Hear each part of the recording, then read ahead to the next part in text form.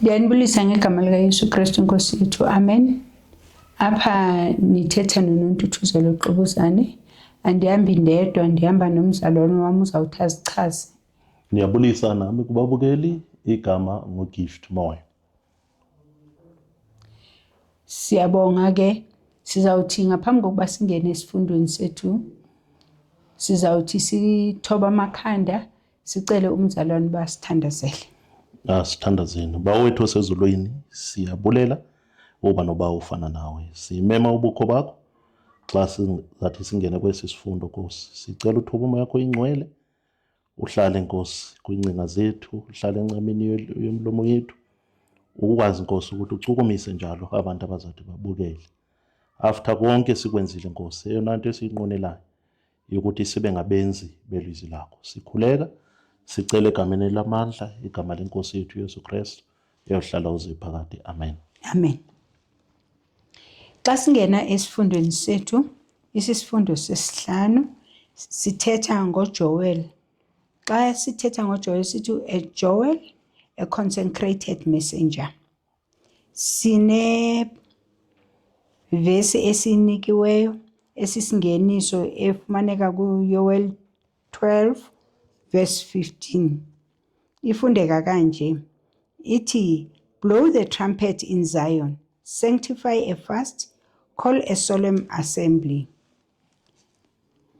Mzalwane, nansi vesi phambi kwethu. Uvisisane ngale vesi. Siyabonga.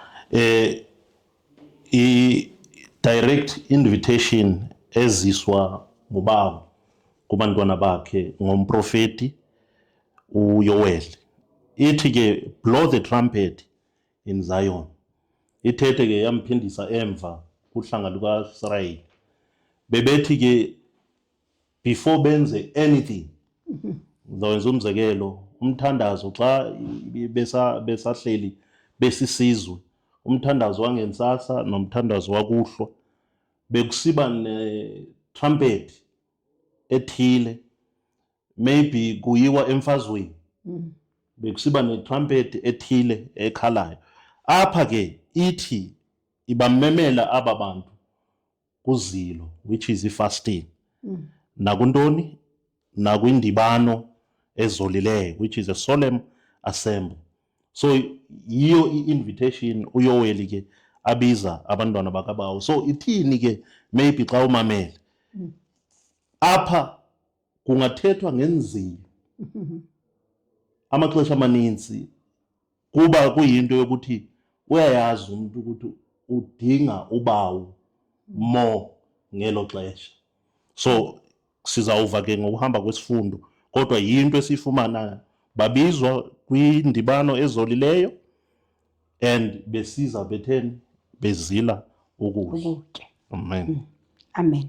Sinikwe incwadi apha, i-Testimonies for the Church, volume 6, page 404.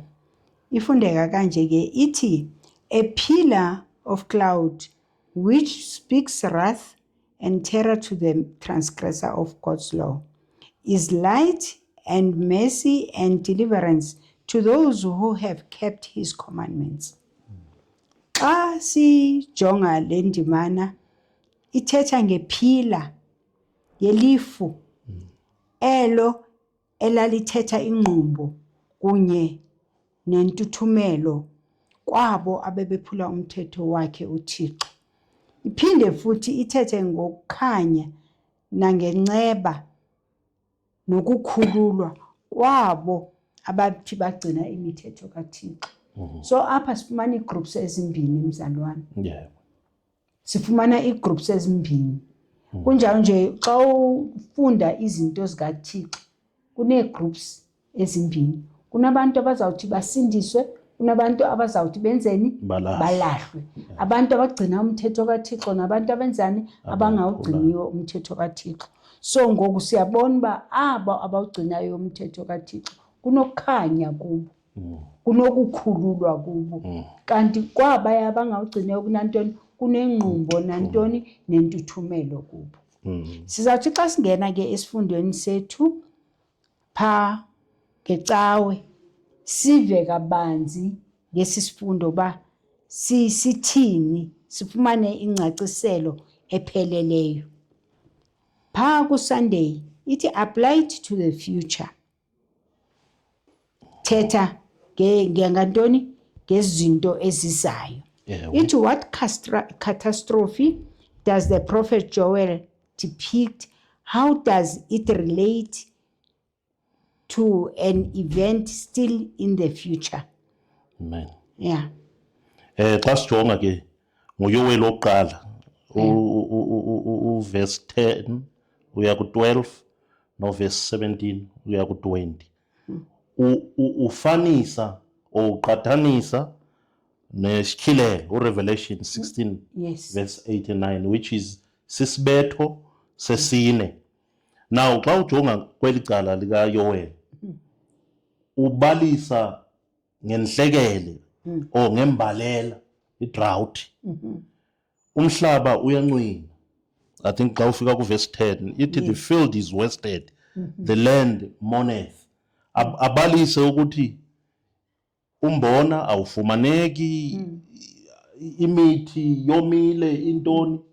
Then xa sisiya kwisitshilelo, usitshilelo uthetha ngelanga elizawuphiwa amandla libatshisa abantu okomlilo. Yes. So umbuzo esiwubuzileyo ukuthi yeyiphi inhlekele esiyifumana ibaliswa nguYoweli eqathaniswa ke nakwisityhilelo imbalela yiyo esiyifumanayo. Ngoba xa ujonga kuthethwa ngayo imbalela ayiyonto ebetha isizwe sonke. Yes. Normal ungajonga apha maybe eMzantsi uyiva kuthiwa hayi Eastern Cape kunembalela, eKZN kunembalela, into ebunjalo.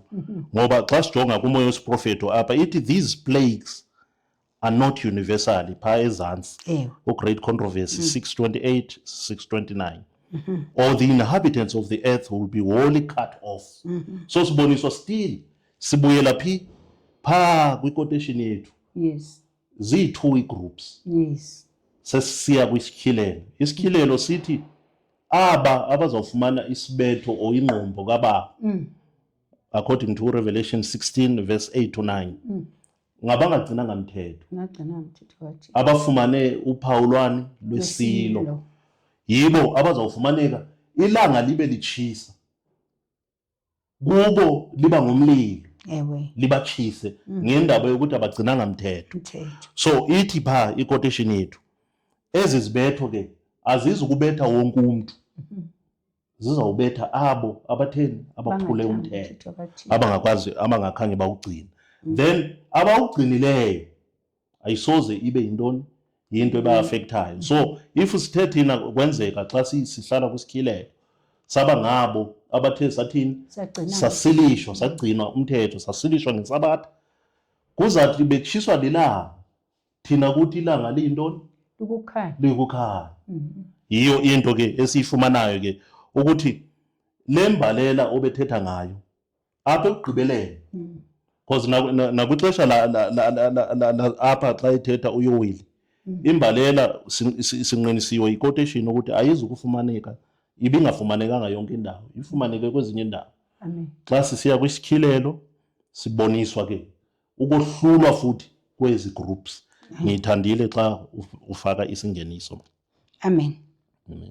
Sizawuthi sigqithe ke mzalwane wam siye ngomvulo apho kuthethwa ngokuthi focusing right now.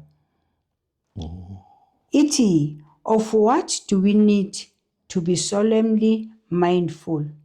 Phaa kuYoweli 1 verse 15 and 16. Ithi ke nxa uzifunda verse 15, alas for the day of the Lord is at hand, and as destruction from the Almighty shall it come.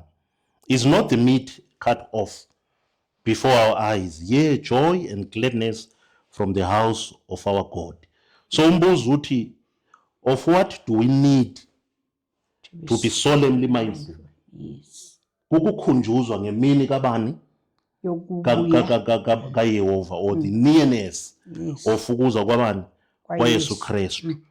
Ngoba sikwezi challenges xa sisuka ku Sunday sisiza ku Monday isingenisa isibonisa ukuthi thina namhlanje kufuneke sazile ukuthi uYesu uyeza ngoba i-quotation yethu ikhuluma ngokuthi isikhathi esikuso manje, the present time, siphila kumaxesha enza abantu bangahlaliseki ngoba bayabona ukuthi izinto ziyenzeka. Uthi apha rulers and statesmen who occupy positions of trust and authority, thinking men and women of all classes, recognize that something great and decisive is about to take place. Yes. That the world is on the verge of a stupendous crisis.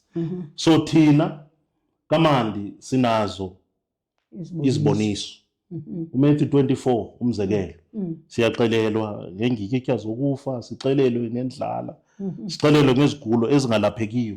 Kuthi xa sizibona senzeka, as we are recording, eMpumalanga, eLimpopo kunemvula eninzi ehambe nabantu. xa sifunda sijonga zezo nhlekele othi ke usiba lwesiprofeto xa luhambisa uYesu esezawufika zizawenzeka in succession, which is ngokulandelana kwazo and zikhawulezile.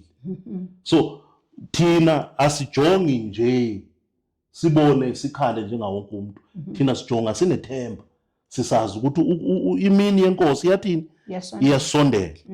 Then ahambisa athi angels are now restraining the winds of strife, that they may not blow until the world shall be warned of its coming doom. But a storm is gathering, ready to burst upon the earth. And when God shall bid his angels loose the winds, there will be such a scene of strife as no pen can picture. Amen. Now lena isiwonisha ke ngezi zinto esizibona pha futhi kwa kuMatthew 24 ukuthi izizwe zizawuvukelana, ubukhosi buvukelana.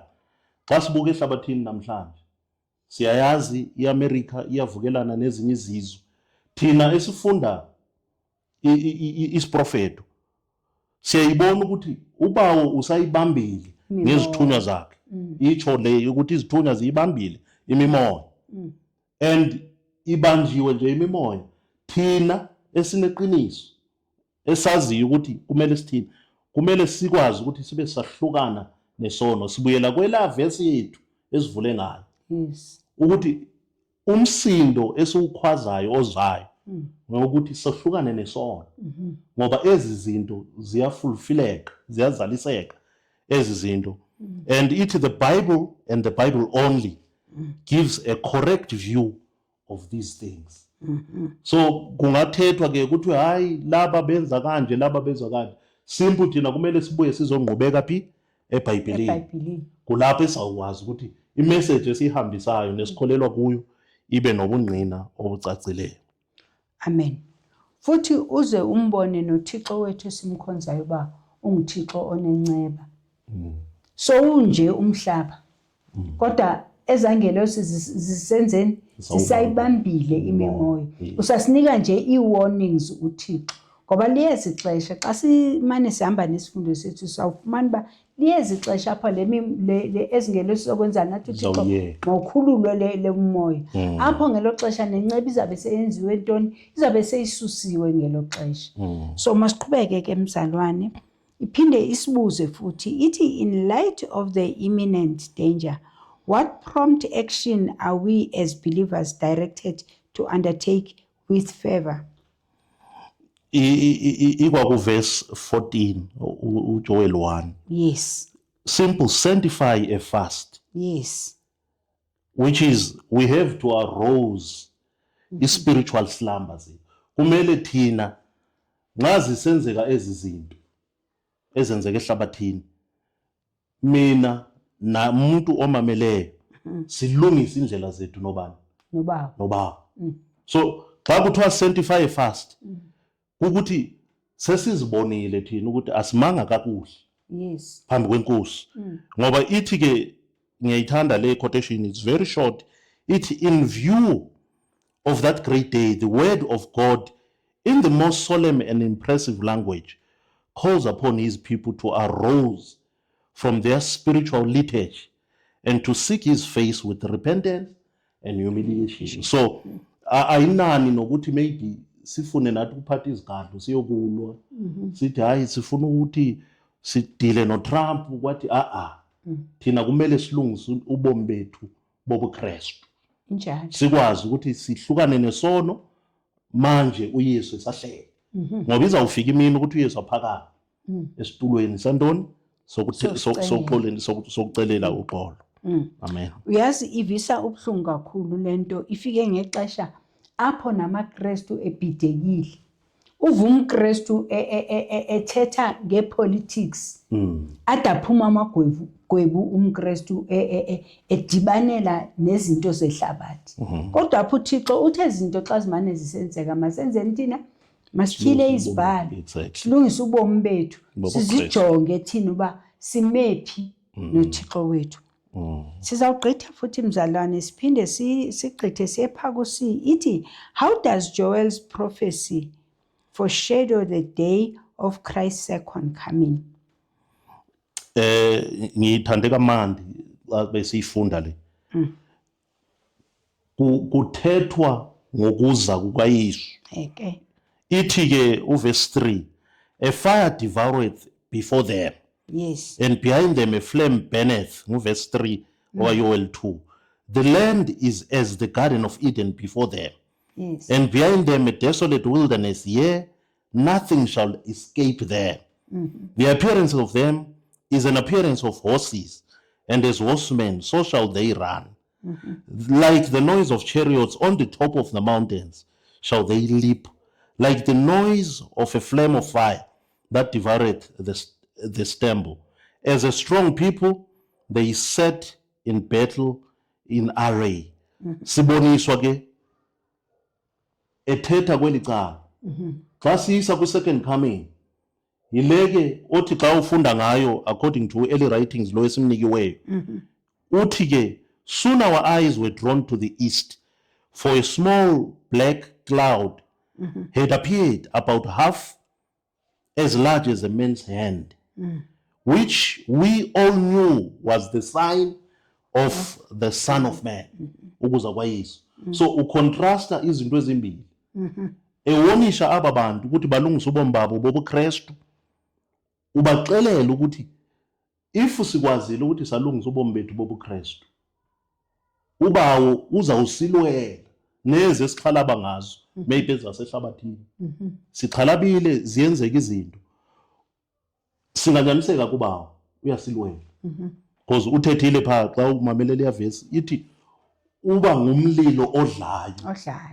Siyayazi mos sicela ukuthi la xa sicele ukuthi uba wabe nathi sitsho ukuthi asisusele ameva, asuse imigibe endleleni. Ngolo kholo esinalo. So xa kuthethwa ngokuza kwakhe kwesibili, sicelelwe pha ngantoni? I-rainbow.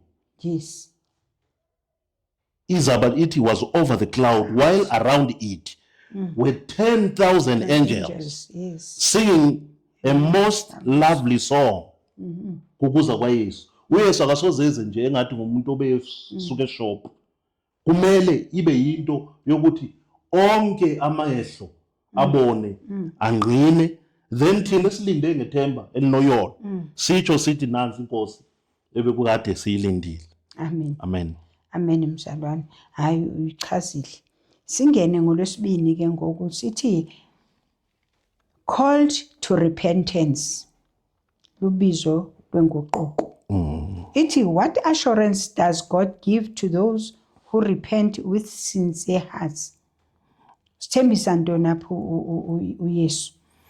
Usithembisa ke according to iverse esizinikiweyo ukuthi ke if size ngokunyaniseka sisithi sifuna ukuguquka. Yes. Yena he is gracious. Yes. He is merciful. He is slow to anger. He's got great kindness. Yes.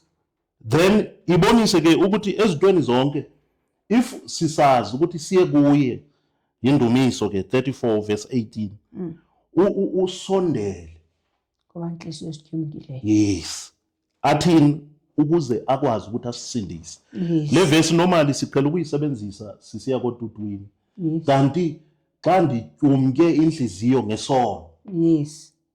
nako kumele ndazi ukuthi uYesu uyayimamela, uyasondela. Ithi ke xa sithandaza, uthandaza umthandazo wokucelela uxolo.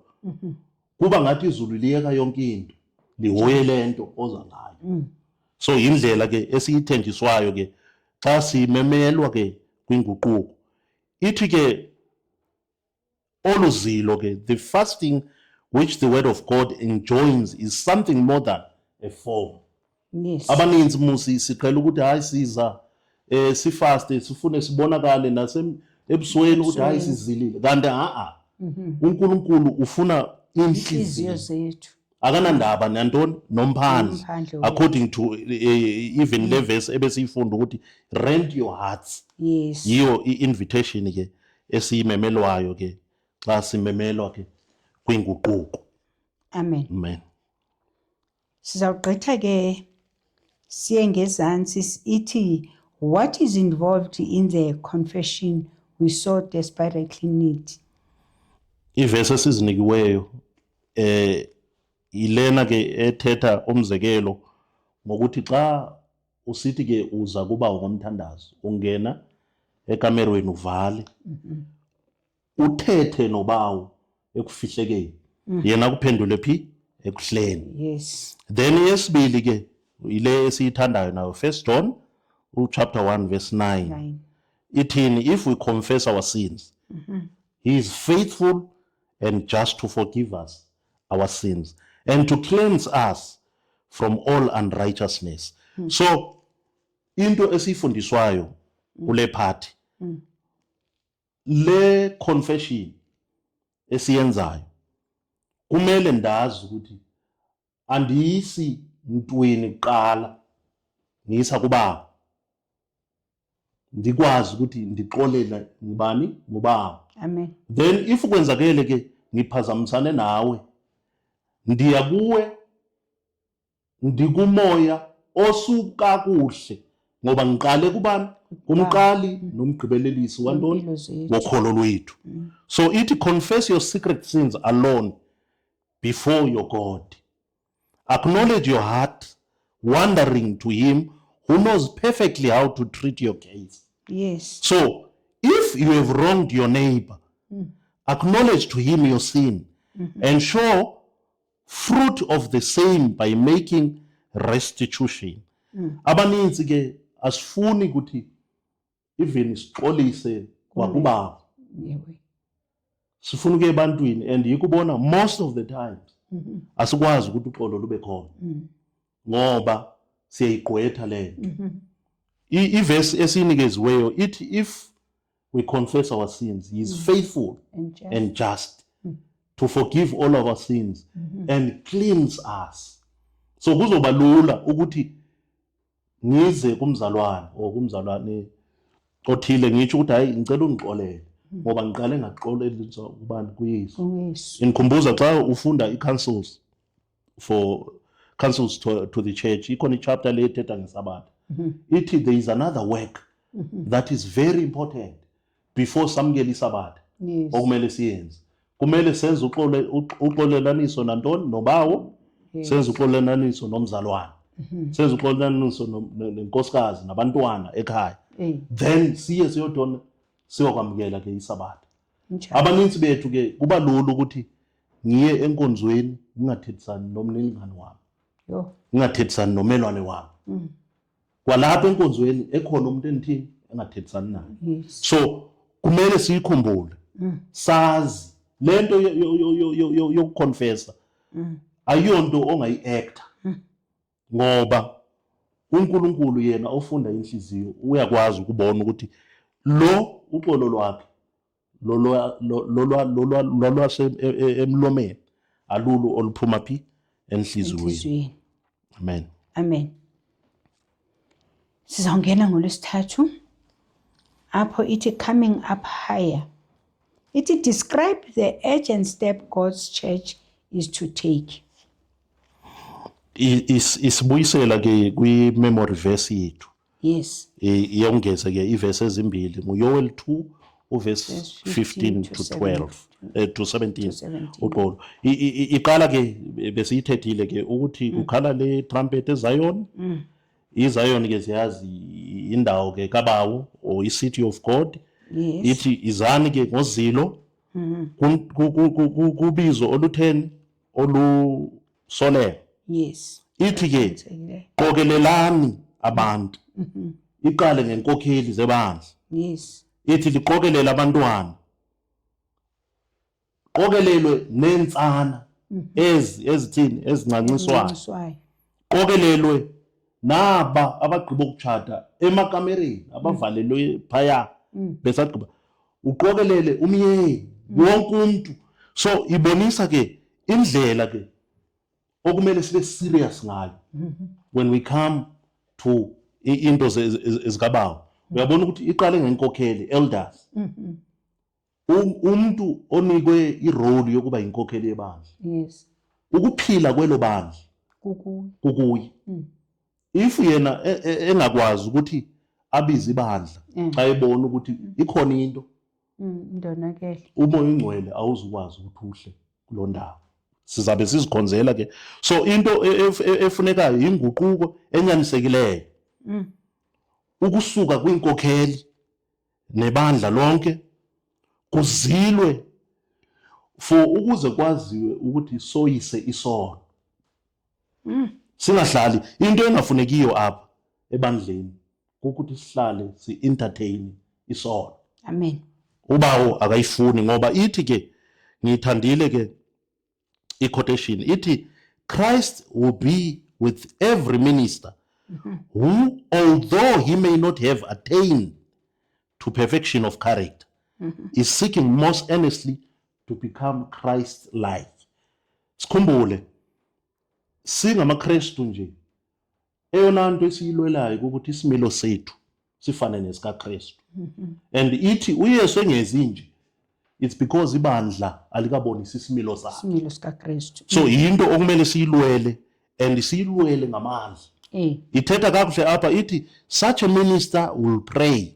Amen. He will weep between the porch and the altar, crying in soul anguish for the Lord's presence to be with him.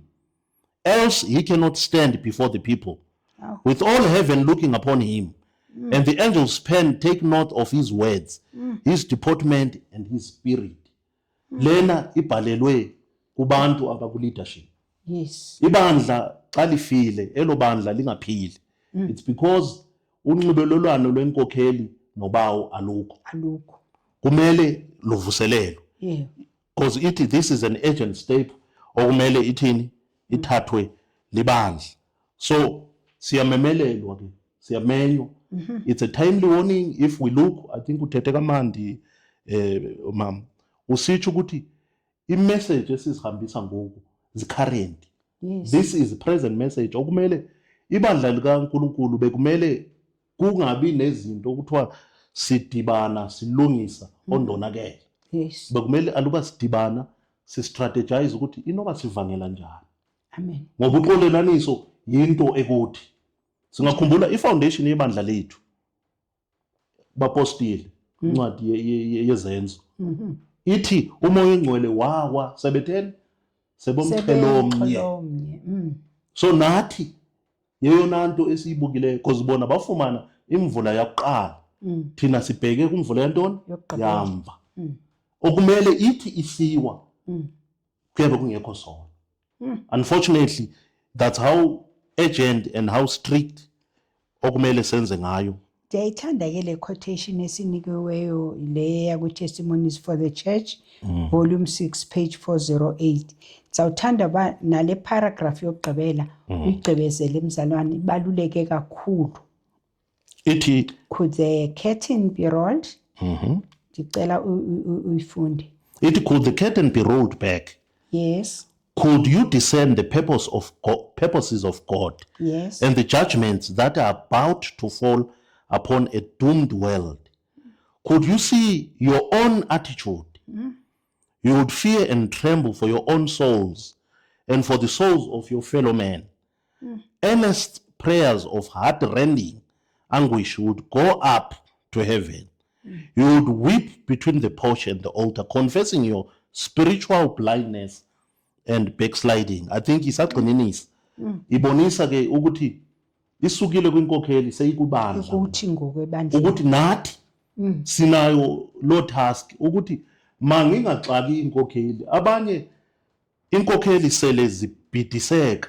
Masikhumbule uMoses khangangena eKanani. yes ngenxa yabantu Ngenxa yantoni? yabantu abalidayo. And uthi xa ewonisha ubawo ekhuluma ngalesi sihlo sika Moses uthi the Lord requires exact obedience. yes Ubawo wayethe kuMoses makathethe nantoni nelidwala. uMoses wabetha amanzi aphuma ababewafuna, but because uba uthe akathethe yena wabetha yes akangeniswa. Ayikho enye into yamenza ongangeni. So ibonisa the seriousness ke yokuthi bekumele singabi nezinto esidlala ngazo, ngoba ithi kumele ngibone indlela or my own attitude yes and ngibe nokoyika yes nokungcancazela ngenxa yantoni yomphefumulo wami and ngikhathazeke nangomphefumulo womzalo wami. exactly Ikulapho ke okufika khona ukuthi sikwazi ukwenza uxolelaniso. yes If ngiphazeme mangingalindi umzalwane ukuthi eze maniphakame nami. nami ubona uba i-responsibility Yes. Uthi ke earnest prayers of heart rending, ukwazi ukuthi inhliziyo yakho kube yiyo oyisa kubani? Kubawo. Uthi confess your spiritual blindness and backsliding. Abaningi bethu ke sihleli ke kwezi zibo, kanti uthi kumele sikwazi ukuthi siye emthandazweni ke, which is the altar of prayer.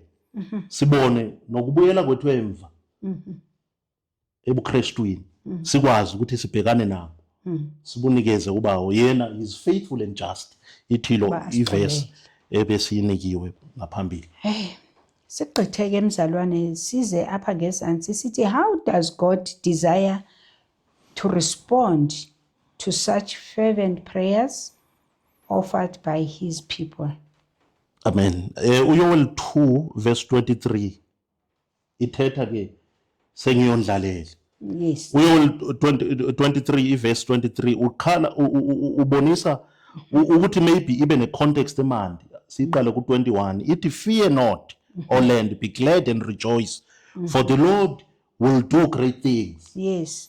Be not afraid, ye beasts of the field, for the pastures of the wilderness do spring, for the tree beareth her fruit, the fig tree and the vine do yield their strength. Yes. Nansi ke indlela uba wa responda ngayo. Be glad then, ye children of Zion, ngobani sithi abo, Yes. and rejoice in your Lord God, for he hath given you what?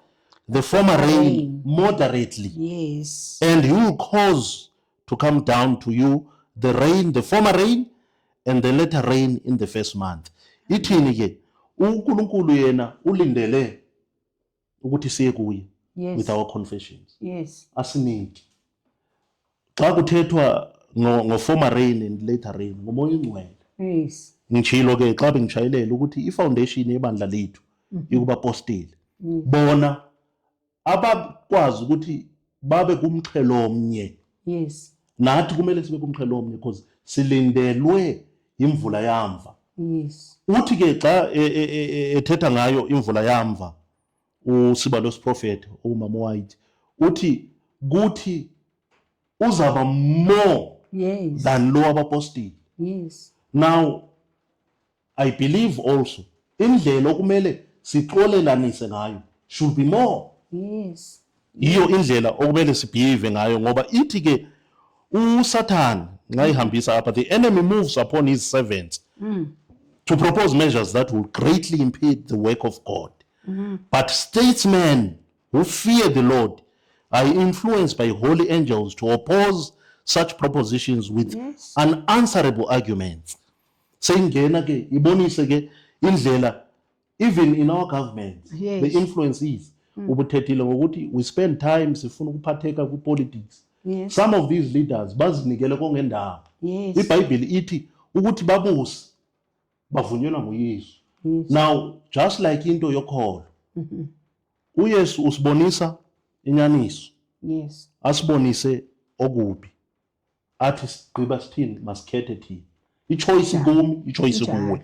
So nale yokuthi sihlukane nesono ixhomekeke kumi, ukuthi ngizibone mina ukuthi ngiyafuna ukwehlukana nesono. Uthi the opposition of the enemies of truth will be restrained, Yes. that the third angel's message may do its work. Thina sithi sihambisa ntoni? I-third angel's message. Yes. Uthi masikaxhalabi, siyabona Moses sesinamaxhala ngokwenzeka ehlabathini. Uthi izithunywa zizawuyibamba imimoya. So ifuna silungise apha phakathi ebandleni, siphume sivakalise ngaphandle. Bakhona abahleli phandle. Yes. Qha inkinga yethu akukabi noxolo apha Akabi nokulunga phakathi kwethu. Yes. Yes. Then ke as we are looking forward ke to later rain, kumele sibe sisazi ukuthi uba eyakhe indimo yenzile. Uverse 21-22 ngumfundele ukuthi xa siqala ichapter besicelelwe ku-chapter 1 ngendlela obekunembalela ngayo. Yes. But xa sifika ku-chapter 3 uthi hayi ngizawuyinisa imvula, nizawufumaneka nithi nezilwanyana zifumana intoni idlelo. Idlelo. Yes. What more thina abantu esidalwe ngomfanekiso wakhe? Oh, Nkosi. Nathi uyasithini, uyasifumanisa ukuxolelwa kwezono. Yeah. Hayi, masiqethe. Size kumbuzo wethu wokugqibela ofundeka kanje uthi a people of peace, abantu boxolo. Ithi relate the fulfillment of the prophecies of Joel. Nxa sibuka ke apha ubonisa ke ngecondition yabantu bakabani bakaNkulunkulu, a people of peace. Yes. Aba ngabantu asebegqibelele. Xa ufunda ke kuYoel sifumana pha ethetha ngokuthi uzawuthulula umoya wakhe kwinyama, upon the flesh. Onyana neentombi zethu zizawuprofesaya, Prophets. amadoda amadala obaba abadala bazawuphupha amaphupho, Yes. abafana abancane young men bazawubona imibono. Uthetha ngezinto ezimandi. Xa ifika ku-30 athethe ngento ke ecurrent, which is it's something eyenzeke ngawuphi unyaka, ngonyaka ka-1780 Yes. ngoMay 19. Yes. Apho kuthiwa kuyihistory yehlabathi kwafumaneka kusiba yimini eba nomnyama, kusemini ilanga liphumile, kwavele kwajika kwabamnyama. Yes. Siyifumana ke ku-Great Controversy u-308. Yes. Uthi ke xa ehambisa, since the time of Moses no period of darkness of equal density, extent and duration has ever been recorded. Yes. The description of this event as given by eyewitnesses is but an echo of the words of the Lord as recorded nguYoel. Yes. uYoel uzirekhode 2500 years Yes. previous to their fulfillment. So sixelelwa ntoni ke xa kuboniswa apha? Ubonisa ukuthi ubawo xa wayithethe wasibonisa nangalo mcimbi wokuthi ilanga lizawuthini, lizawucima. I think ngikhumbula kuMatthew 24, maybe I think verse 29. Yes. Ekhuluma ngayo ilanga idibanisa nenyanga konke ukucima kwalo. What more thina Oh. for ukuthi siyenze uxolo? Unakho ukusenzela. If uYoel ubeyiprophesy 2500 years before, yenzeka. Yenzeka. So uYesu xa ethi kuncwadi ka1 John 1 verse 9, if you confess your sins, Yeah. he is faithful and just. Oh, to forgive. So ayikho ingxabano ehlula ubaba. Ingxaki thina sifuna ukuzithwalela. Injalo. So ngiyithatha ngiyibone ngiyiqathanise nalonto ukuthi xa sokuthiwa singabantu boxolo sizabe sikholelwa ukuthi ayikho into ehlula ubani? Ubaba. Yeah. Amen.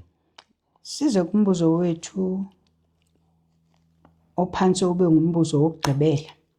Uthi despite hoping for peace, into what terrible fate will mankind finally be drawn? Ithi ke ngayiphendula, sudden destruction cometh to them. Uthi i-quotation esiyitholayo, the world is stirred with the spirit of war. Yes. The prophecy of the 11th chapter of Daniel has nearly reached its complete fulfillment. Soon the scenes of trouble spoken of in the prophecies will take place. Now masifake ke inyama. Sibonile into eyenzeke recently kubantu ababukelileyo. uTrump ungenile elizweni elizibusa iVenezuela. Wathatha upresident wakhona. Wathi uzisa uxolo. Sisabuke lapho waqala ukuhwebana nani neIran. Sisabuke lapho thina iSouth Africa sibe nengxaki naye ku-G20. Yes. Zenzeka zonke ezi zinto. Phambi kwethu. Isibuyisela apha. Ithi the world is stirred up with the spirit of war. Yes. So zimeko esibhekane nazo ukuthi zizawenzeka. Cha into kumele siyazi thina ukuthi singafunyanwa ukuchabalala, because it is sudden destruction coming. Thina abaningi bethu sisajonge uxolo. Yes. But ingxaki yethu sifuna ukwenza uxolo nabantu abangenaxolo nobani nobawo. Sisedwa uxolo lungaba khona. But sinabantu abangekho eqinisweni. Ngithandile xa singena usibonisile ukuthi igroup zimbili. Yebo. So kumele mina nomzalwane engihleli naye senze uxolo. Senze uxolo. Nobawo senze uxolo namunye.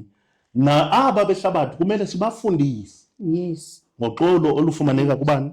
Yes. Kubawo wethu osezulwini. Ndithanda pha kubaTesalonika bokuqala 5:3 xa isithi, for when they shall say peace and safety, often sudden destruction cometh upon them. Uyayibona uba uxolo lwelizwe eli thina sithi yo hayi kunengxwabangxwaba ezweni, oh hayi sidikiwe zintontoni nantontoni. uThixo ufuna mina nawe senze uxolo, ngoba eliya uxolo uyalazi uba li-temporary. Yes. And lola xolo bazathi xa besethi hayi ke ngoku yonke into imandi bethe zava behleli kwenzeni ukuphela kufike. So uyabona xa sifunda ezi sifundo fanele uba sizibone uba sikude kangakanani nani uThixo wethu. Sikude kangakanani uba ilizwe eli liye ekupheleni. Yinto efanele ukuba yenze into izise uvuso ekukholweni kwethu. Size ke kumbuzo wethu engumbuzo wokugqibela mzalwane, uthi where will the faithful at that time? Bazabe bephi abangcwele xa kusenzeka yonke lanto? Xa sibuka kwalapha ngithanda sinikwe ivesi ezimbili. Ewe. uYoel 3:16 Ewe. noPsalm 91:1-7. Yes. Uvala ke on a high note. Yes. Ubawo lapha nxa sibuka ngithanda kuPsalms. Ubonisa ke abo abazimele ngaye. Yes. Uthi he that dwelleth in the secret place of the Most High shall abide under the shadow of the Almighty. I will say of the Lord, he is my refuge and my fortress. Amen. My God, in him will I trust. Yes. Athethe ke ngezinto ezingenzeka uverse 3. Surely he shall deliver thee from the snare of the fowler and from the noisome pestilence. He shall cover thee with his feathers, under his wings. Impendulo yombuzo esibuziweyo ukuthi where will be the faithful?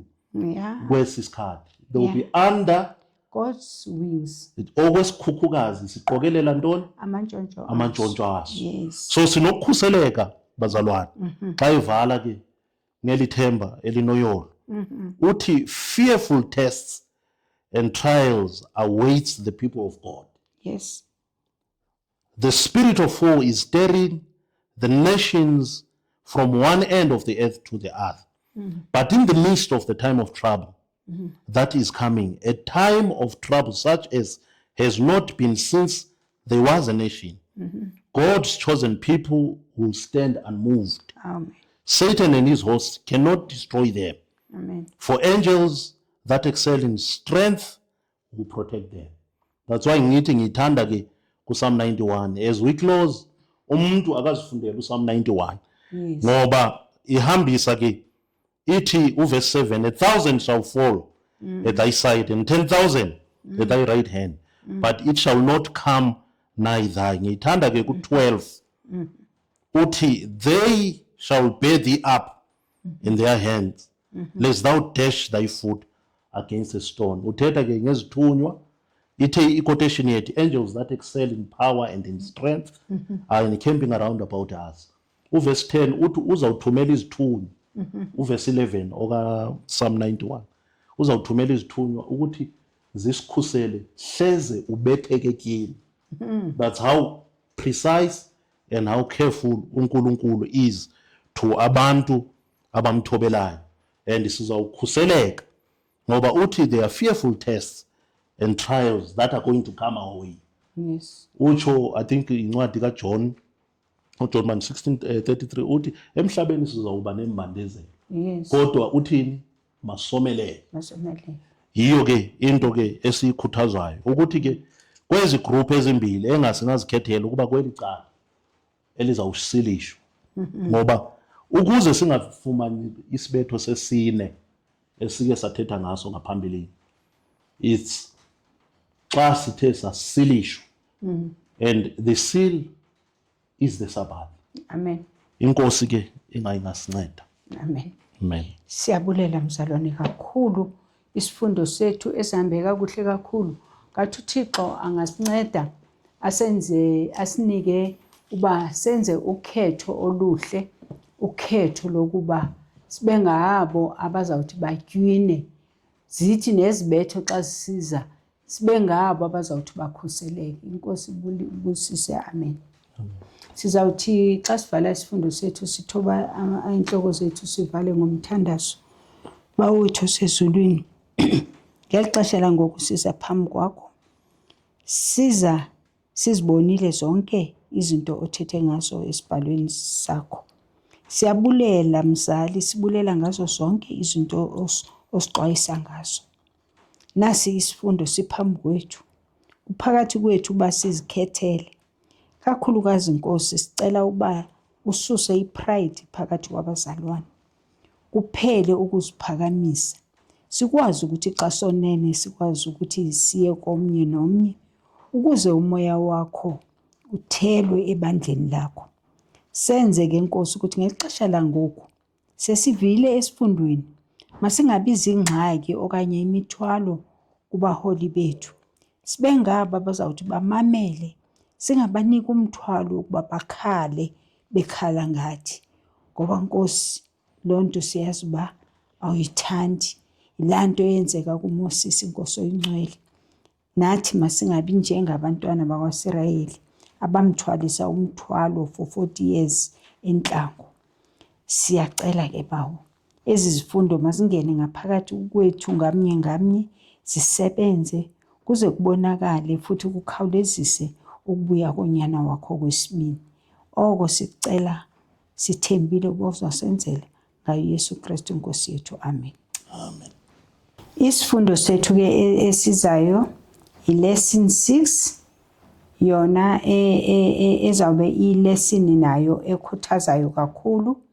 Ilesson ezabe ithetha ngo-Amos, ithi Amos call to preparation. Amen.